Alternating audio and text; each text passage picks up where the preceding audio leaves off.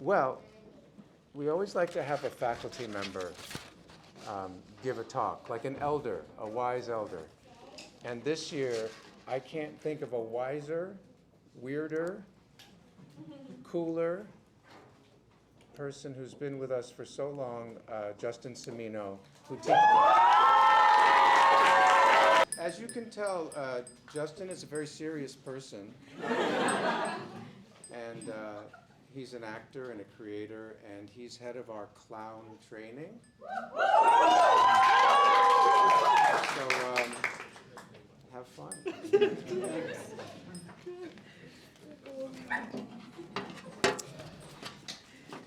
Hello. Hello, everyone. I had a whole opening to my speech absolutely ready to go. It really was beautiful. Gorgeous, even, I'd call it. And now, to be honest, completely thrown for a loop here. You see, I figured this would be the dress code. I really thought all of you back there would be in this, and now here I am in this. So yeah, I'm gonna take the hat off at least. Let's do that. No, it's okay. I've watched many commencement speeches, many leading up to this speech, and they're always wearing the cap and the gown. So I really just figured, the TK orange. I made sure to get as close to the orange. I did make a mistake. They sent me this one for people 4'9" to 4'11", so it's kind of booty dress length, as you can see. It's fine. I'm kidding about all this, obviously. This was, of course, a brilliant bit, and underneath this,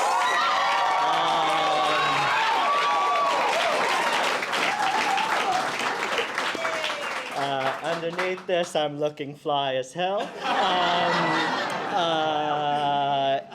Suit supply.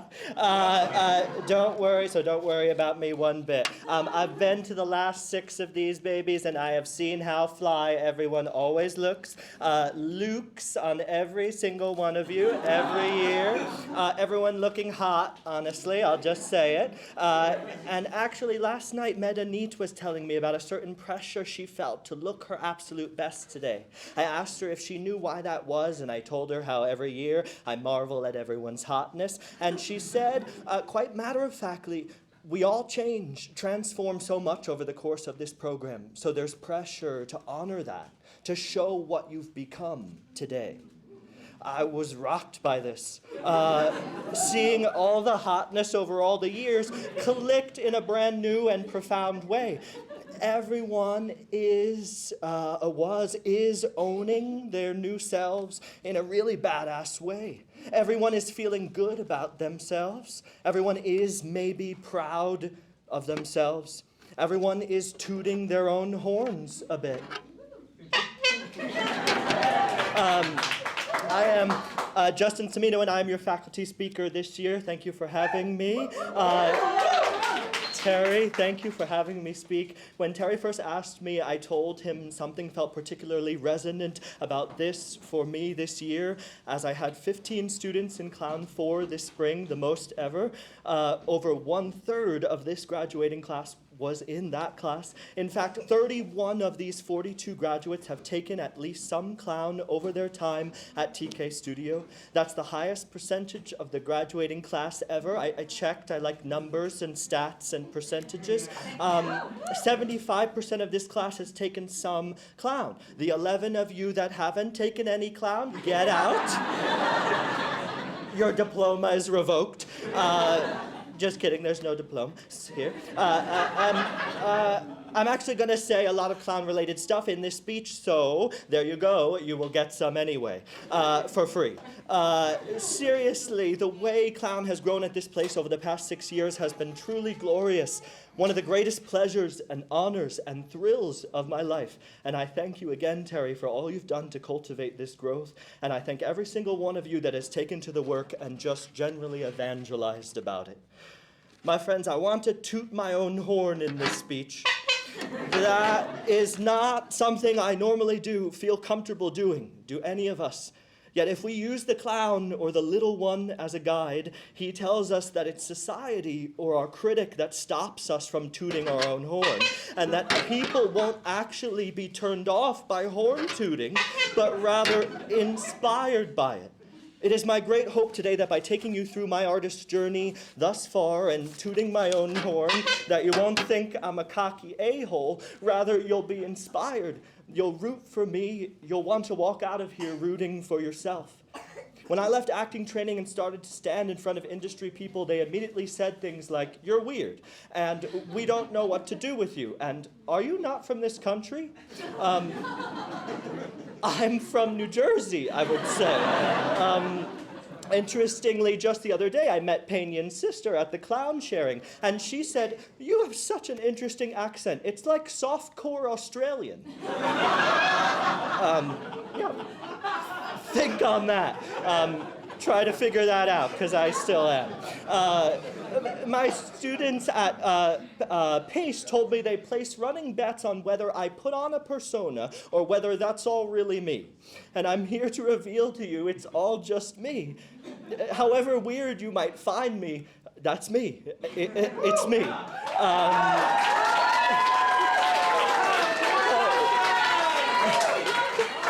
I know with full confidence that my artistic journey has only been possible because I just let me be me.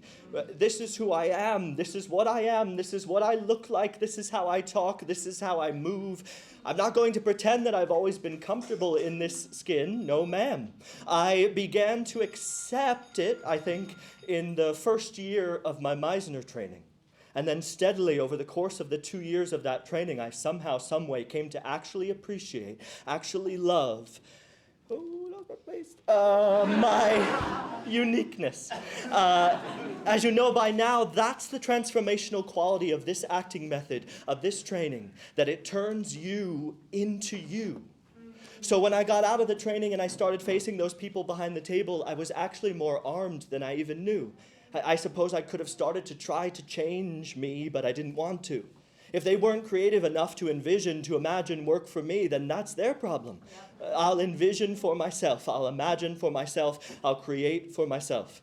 And now when I look back on my 12-year artistic journey from when I walked out of the doors of my training to this moment, I think I have done that consistently the whole way.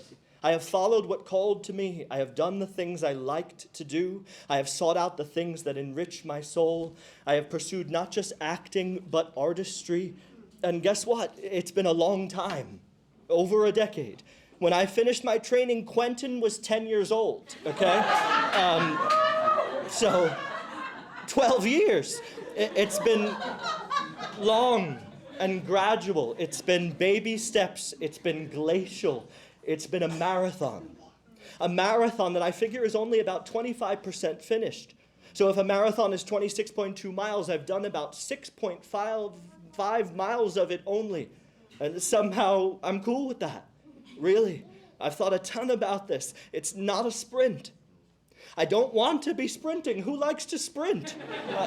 I'm going to be me, moving along at the pace I'm meant to go, following the things that call to me, doing the things I like to do, listening to my soul and filling it up, having a career as an artist. It doesn't make me sad that I've got so much further to go. It doesn't. I've reframed it. I want to stay on this course as long as I can. I want a ton of people to hand me little flimsy cups of water that I crush and throw when I'm done. And I want to stop and pee in porta potties. And I want my nipples to chafe. And I want so many friends and family members to cheer me on from the sidelines, holding big signs with my name written on them in markers and glitter. You know, another thing those people behind the table said to me was, "You won't work until you're 55, till your body catches up to what you feel like." Okay, cool, thanks. That's the marathon. Age 55 is about 12 miles from now for me, and I can't wait to get there.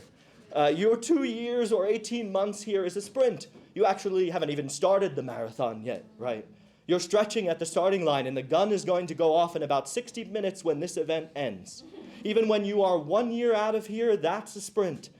I had a Zoom with a 2024 grad recently, and he said he was feeling dejected because things weren't really panning out after he'd been auditioning for about 6 months. The fuck?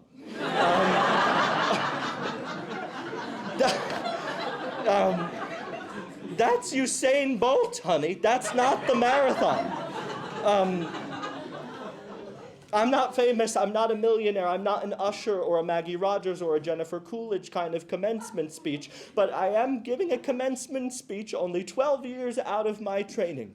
By 23, I had completed a 2-year-long off-Broadway run of an extremely raunchy musical based on Saved by the Bell in which I played Screech. That took 2 years post my training to get to that. At 25, I was using theater to help vaccinate people against polio in Madagascar. That took 4 years post-training to get there. At 26, I founded my own theater company, 5 years. At 29, I became artistic director of the theater nonprofit I had joined right out of my training, 8 years to get there. At 30, I had cut down from 7 day jobs to 0. I was sustaining myself then solely on teaching acting and making theater, nearly a decade to get there. At my age now, this age, which I'll never tell anyone, no one knows my age, I live in Prospect Heights. I moved. I have a car. I have an LLC. I have 2 suits from Suit Supply, actually. I have a wife, and I own a cat. But it took 12 years to arrive here. I'm tooting my own horn, as I told you I would. Are any of these things successes? Is this where I'm supposed to be at this age, at this stage of my career? If it's not, should I throw in the towel? Has it taken me too long? Is my mile time too slow? Fuck it. Fuck it all, dude.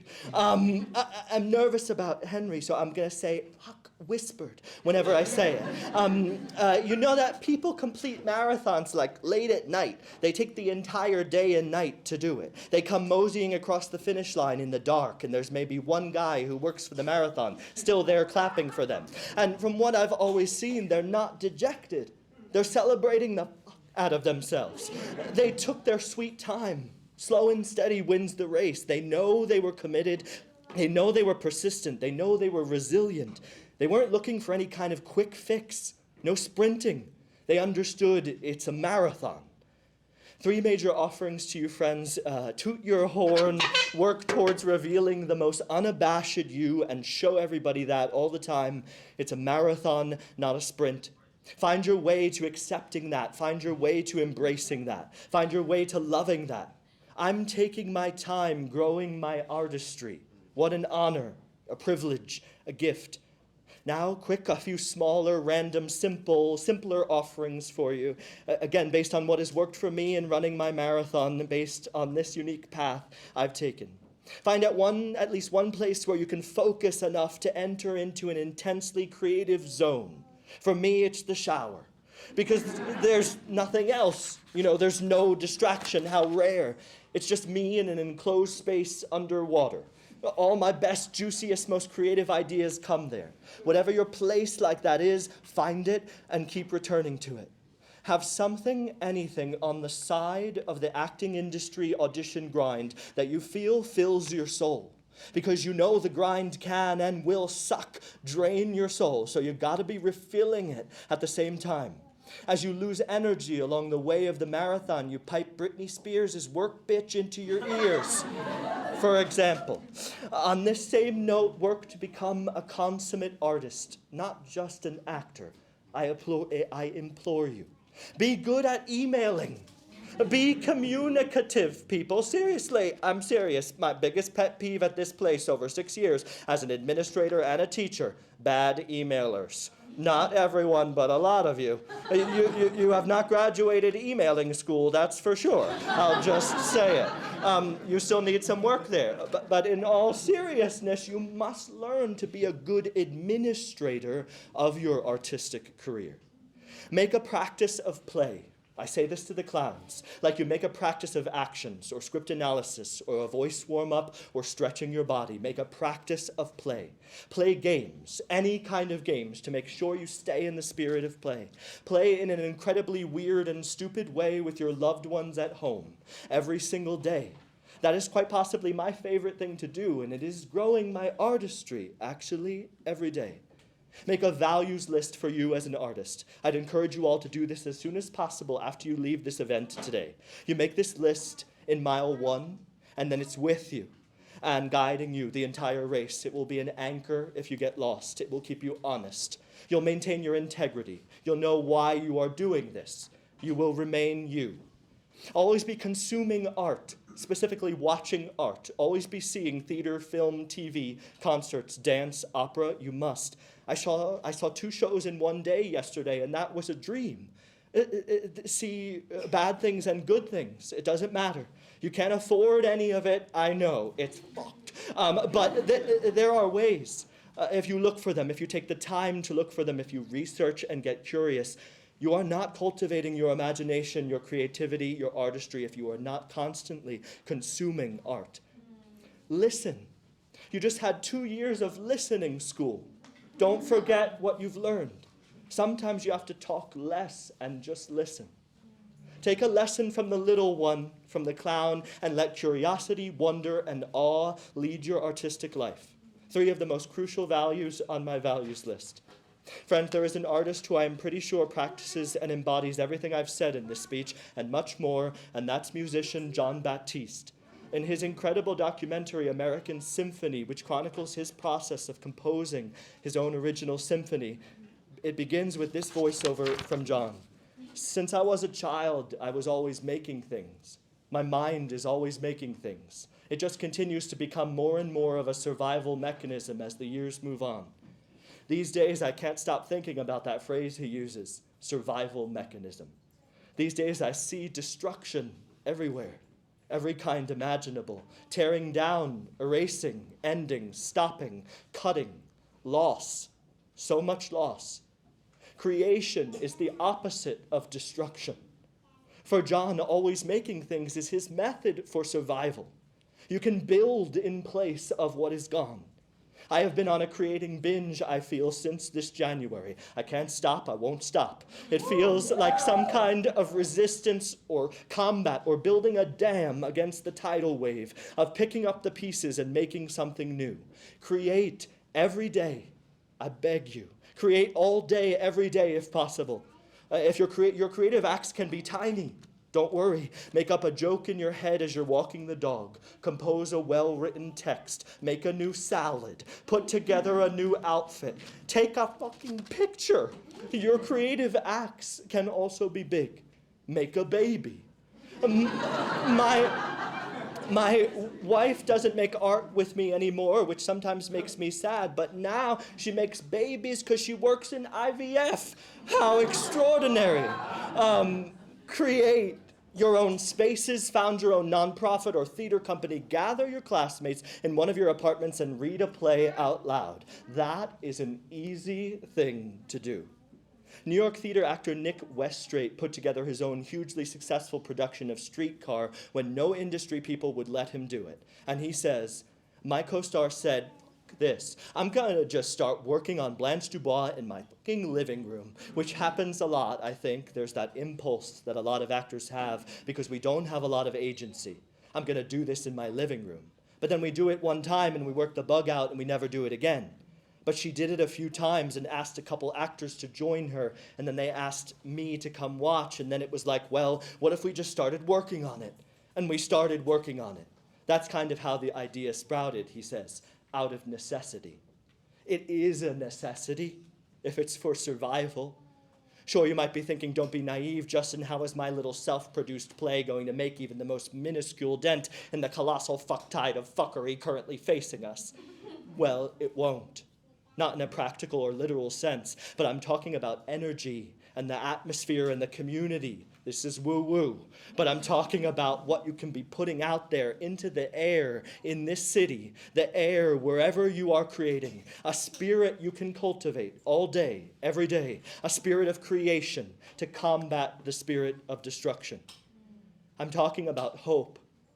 Through your constant creative cultivation, you cultivate hope. Hope is an active thing, as Jason Craig Harris said in a speech in this same spot a few years ago, quoting Rebecca Solnit. Hope is an axe. Hope is not a lottery ticket you can sit on the sofa and clutch, feeling lucky, she says. It is an axe you break down doors with in an emergency. Hope should shove you out the door. To hope is to give yourself to the future, and that commitment to the future is what makes the present inhabitable. Survival mechanism. Create and don't stop. Terry decided to create this place, to create this opportunity for all of us. Thank you, Terry. Thank you, Marina and Kevin and the entire staff and every person working work study for all you make possible here every day for making the machine run. Thank you to my fellow faculty members, some here today, for all you've done to create 42 new artists. Thank you, parents, for creating these human beings.